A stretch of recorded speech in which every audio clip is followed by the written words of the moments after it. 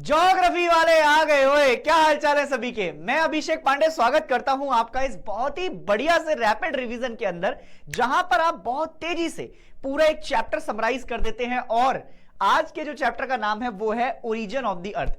भाई साहब, ये चैप्टर अगर आपको ऐसा लगे कि बहुत ज्यादा डिटेल में पढ़ना है तो इसके लिए एक वन शॉट आपका ऑलरेडी बना हुआ है चैनल के ऊपर, आप जाकर देख सकते हैं। और क्योंकि आप हैं नेक्स्ट टॉपर ह्यूमैनिटीज पर, जहां पर हम देश का भविष्य बनाते हैं, तो उस भविष्य बनाने की कैटेगरी में आज इस चैप्टर के लिए आप कान में लगा लीजिए ईयरफोन और जल्दी से क्विकली एक रिकैप मैं आपको दूंगा। जिसने पढ़ा हुआ है चैप्टर उसके मजे ही मजे, और जिन्होंने नहीं पढ़ा हुआ है वो एक बार चैप्टर पढ़कर फिर दोबारा से आपका देखें तो उसके और ज्यादा मजे ही मजे। तो करें शुरू फिर। चलो भैया, तो देखो, अब जैसे अगर चैप्टर के बारे में अगर अपन बात करते हैं तो उससे पहले जैसे मैं आपका बार बार ये बात कहता हूं कि श्री राम को अपना लक्ष्य याद था। एकलव्य की आपका जो है आंख बिल्कुल एक तरफ दिखाई दे रही थी। फिर उसके अलावा जो अर्जुन थे उनको मछली की आंख दिखाई दे रही थी। ये सारी चीजें अगर आपका तुम्हारे साथ भी हैं तो तुम्हें भी अपना लक्ष्य एक जगह साध कर रखना है, ताकि तुम भी आपका जो है धनुष बाण बढ़िया लगा सको। देखो, सबसे पहले यहां पर इस चैप्टर के अंदर कई सारी थ्योरीज की बात कर रखी है। कुछ थ्योरी, दो थ्योरी में आपका डिवाइड किया है इसको, एक किया है अर्ली थ्योरी और एक किया है मॉडर्न थ्योरी के हिसाब से।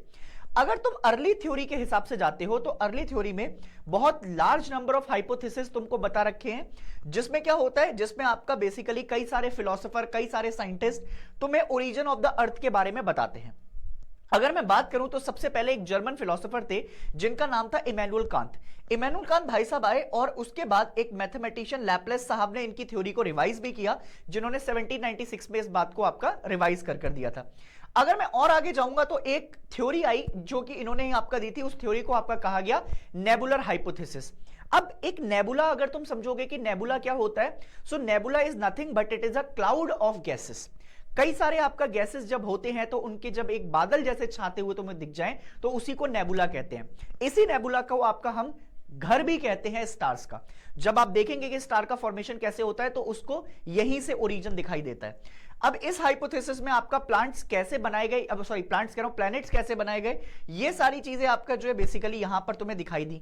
1950 में आपका ऑटो स्किमिड आते हैं, रशिया से बिलोंग करते थे, एंड कार्ल विजिस्कर जो कि जर्मनी से थे, उन्होंने भी आपका नेबुलर हाइपोथेसिस को दोबारा से रिवाइज किया।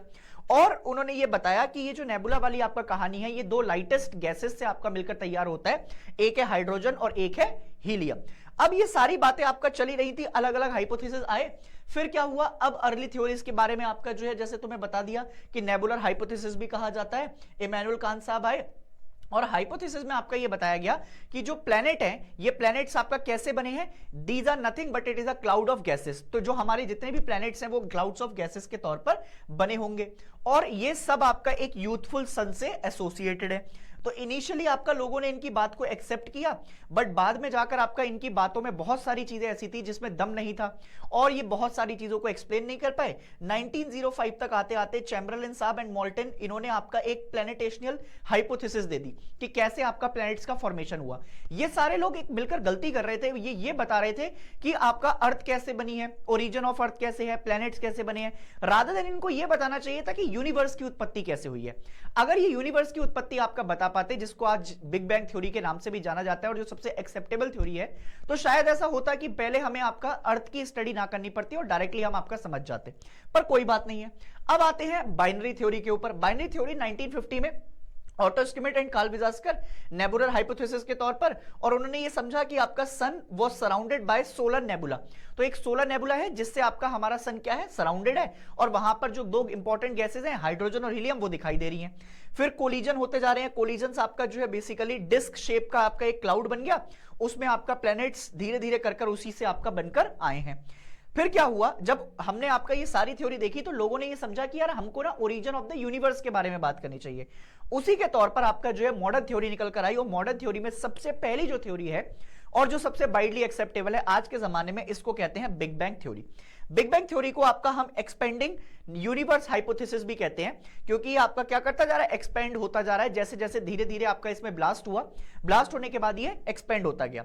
एडविन हबल साहब 1920 में आते हैं और उन्होंने बहुत सारे आपका एविडेंस दिए जिससे हमें यह पता लग सके कि आपका कैसे हमारा यूनिवर्स एक्सपेंड कर रहा है और जो गैलेक्सीज हैं वो आपका मूव करती हुई हमको दिखाई दे रही हैं। बिग बैंग थ्योरी ने आपका यह भी बताया कि कैसे कैसे आपका यूनिवर्स की स्टेजेस हैं, किस किस स्टेजेस में आपका वो बनकर आया है, और उनका यह कहना था कि पहले जो आपका सारी चीजें थी वो किसी एक टाइनी बॉल की तरह आपके एक सेंटर पे टिकी होंगी, और जब वो सेंटर आपका बहुत सारी चीजों के अलग अलग फोर्सेस आपका उस पे आके लग रहे थे तो फिर उसमें ब्लास्ट हुआ और उसी से आपका यूनिवर्स की उत्पत्ति हो गई। अब आते हैं स्टार फॉर्मेशन पर। देखो स्टार फॉर्मेशन मैंने जैसे तुम्हें बताया कि एक नेबुला होता है, नेबुला आपका जो है बेसिकली होम माना जाता है स्टार्स का। फिर धीरे धीरे कर कर आपका जो है इसकी अलग अलग स्टेजेस होती हैं, जैसे एक टी शेप आपका जो है बेसिकली स्टेजेस होती है, उससे पहले इसमें आपका बाइनरी फ्यूजन आपको देखने को मिलता है और फिर टी शेप में आते हैं, और जब ये टी शेप से आपका गुजर कर जाता है तो फिर ये एक बिल्कुल अगर तुम देखोगे तो जायंट शेप है ना, जो आपका बेसिकली रेड स्टार्स के तौर पर दिखाई देते हैं। जब ये टूटने वाले होते हैं तो इनके कलर चेंजेस आपको दिखाई देते हैं, तो उससे एक पूरी स्टार की आपका जो उत्पत्ति मानी जाती है। ऐसा माना जाता है कि जो स्टार्स हैं उनका जन्म भी आपका 5 से 6 बिलियन ईयर्स एगो बाद देखा गया होगा या पहले देखा हो गया होगा। फॉर्मेशन ऑफ स्टार्स में अगर आप जाते हैं तो stars are localised lumps of gases. जो स्टार्स हैं वो आपका कैसे बने हैं, वो कई सारे गैसेस के आपका जो मिक्सचर से बने हैं, जिसको आप नेबुला भी कहते हैं। और gravitational force within the lumps leads to formation of a core to the gas cloud and huge rotating disc. फिर ये धीरे धीरे कर इनकी स्टेजेस आ जाती हैं, पहले स्मॉल राउंड स्टेज और फिर फाइनल स्टेज में large number of small planetesimals accelerate to form few larger bodies in the form of planet. बाद में ये क्या बन गए, प्लैनेट्स बन गए। अब एवोल्यूशन ऑफ द अर्थ की तरफ तुम जाते हो तो एवोल्यूशन ऑफ अर्थ में सबसे पहले आपका एक outer most layer of atmosphere तैयार हुई, फिर वो सेंटर ऑफ अर्थ की तरफ गए, फिर अर्थ को पूरा आपका 3 पार्ट में आपका देखा गया, क्रस्ट, मेंटल और कोर। ऐसे ही एवोल्यूशन ऑफ लिथोस्फीयर। लिथोस्फीयर मतलब आपका जो है हमारी जो पूरी आपका पृथ्वी देखी है उसमें आपका कैसे डेंसिटी आपका बढ़ती जाएगी अगर हम नीचे जाएंगे, और वो डिपेंड करेगी कि आपका जो है कैसे हैवियर बॉडी जो कि जैसे आयरन है वो ज्यादातर आपका सिंक करते जाएंगे। क्यों? क्योंकि वो कैसे हैं, हैवी हैं। अब इन्हीं लिथोस्फीयर से आपका बनकर जैसे एवोल्यूशन ऑफ लिथोस्फीयर में 3 चीजें, क्रस्ट, मेंटल और कोर, और फिर उसके बाद धीरे धीरे कर आपका एटमॉस्फेयर बनता गया। एटमॉस्फेयर में हमने अलग अलग लेयर्स देखी हैं, जैसे ट्रोपोस्फेयर हो गई, स्ट्रेटोस्फेयर हो गई, मीजोस्फेयर हो गई, और हाइड्रोस्फेयर में हम जब पढ़ते हैं तो इसी हाइड्रोस्फेयर में हम बनना देखते हैं कैसे पैंथालासा आया। फिर उसके बाद ओशियंस में क्या क्या है, ओशियंस के पास आपका क्या क्या चीजें देखने को मिलती हैं, वो सारी हमको आपका यहां पर दिखाई देंगी। फिर ओरिजिन ऑफ लाइफ की तरफ अगर तुम जाते हो तो मॉडर्न साइंटिस्ट ने आपका यह भी बोला कि जो ओरिजिन ऑफ लाइफ है ये एक केमिकल रिएक्शन की तरह है। अगर तुम देखोगे तो पहले ये बहुत ही ज्यादा कॉम्प्लेक्स ऑर्गेनिक मॉलिक्यूल्स की तरह दिखाई देती थी, बाद में आपका धीरे धीरे कर कन्वर्ट होते गए और फिर वहां से आपका लिविंग लाइफ निकलकर आती गई।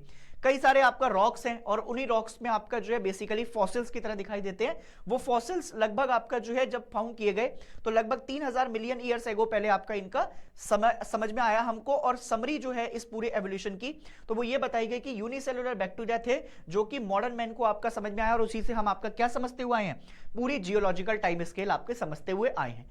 अगर ये पूरा चैप्टर आपको बहुत अच्छे से रिवाइज हो गया हो तो बिल्कुल कमेंट सेक्शन में अपने प्यारे प्यारे कमेंट लिखकर जाइएगा और मजे के साथ आपका जो है अपने बेस्ट पार्ट जरूर बताइएगा। मैं मिलूंगा आपको नेक्स्ट चैप्टर में, तब तक के लिए ladies and gentleman, take care of yourself, you are the only hope of your parents, you are going to rock this year, take care of yourself, stay blessed, keep smiling, जय हिंद।